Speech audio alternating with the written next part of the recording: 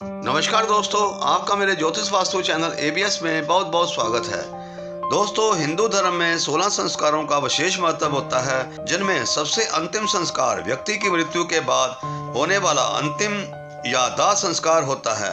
हिंदू धर्म में जन्म, शादी या अन्य संस्कारों की तुलना में इस संस्कार को सबसे ज्यादा महत्वपूर्ण माना गया है, क्योंकि इसी संस्कार के जरिए पंच महाभूतों से निर्मित शरीर को फिर से पंच महाभूतों में विलीन किया जाता है। दोस्तों, हिंदू धर्म के अनुसार इसी क्रिया से व्यक्ति के मोक्ष, परलोक और पुनर्जन्म भी तय होते हैं। इसीलिए किसी भी हिंदू की मृत्यु पर अंतिम संस्कार को पूरे विधि विधान से किया जाता है। इस विधि विधान में एक क्रिया को सबसे ज्यादा महत्वपूर्ण मानते हुए अनिवार्य रूप से किया जाता है, जिसे कपाल क्रिया कहते हैं, जो सुनने देखने में तो हृदय विदारक लगती है, पर व्यक्ति के जन्म जन्मांतर से संबंध होने की वजह से इसे आवश्यक रूप से किया जाता है।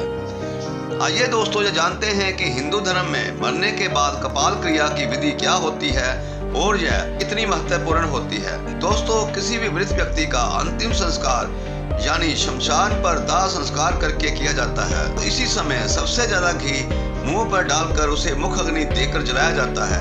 लेकिन जब पूरा शरीर जल रहा होता है तो भी उसका सिर ठीक से नहीं जलता है, क्योंकि मनुष्य के सिर की हड्डी बाकी शरीर के अंगों से बहुत ज्यादा मजबूत होती है। इसीलिए उसे सही ढंग से जलाने के लिए कुछ देर शव जलने के बाद सिर को एक बांस के डंडे से प्रहार कर तोड़ा जाता है, जिसके बाद उसमें फिर से घी डाला जाता है। शव का सिर यानी कपाल को फोड़ने की क्रिया को ही कपाल क्रिया कहा जाता है। दोस्तों, हिंदू धर्म में अंतिम संस्कार में कपाल क्रिया करने की कई वजह मानी जाती हैं, जिनमें पहली वजह कपाल को मोक्ष का द्वार मानना है, जिसका खुलना मृतक की मुक्ति के लिए जरूरी माना गया है। दोस्तों, इसके अलावा कपाल क्रिया नहीं करने पर उस खोपड़ी या कपाल के तांत्रिक द्वारा तंत्र साधना का दुरुपयोग किए जाने की भी आशंका बनी रहती है।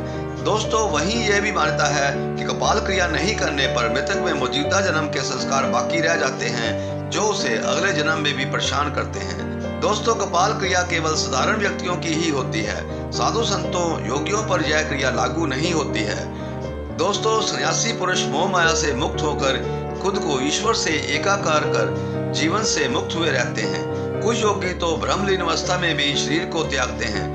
ऐसे में जो आत्मज्ञान प्राप्त कर चुके होते हैं, उन पर आत्म मुक्ति का कोई उपाय लागू ही नहीं हो सकता है।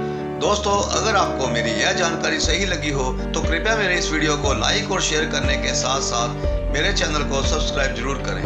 धन्यवाद। जय माता दी, जय हिंद, जय भारत। आपका समय शुभ रहे।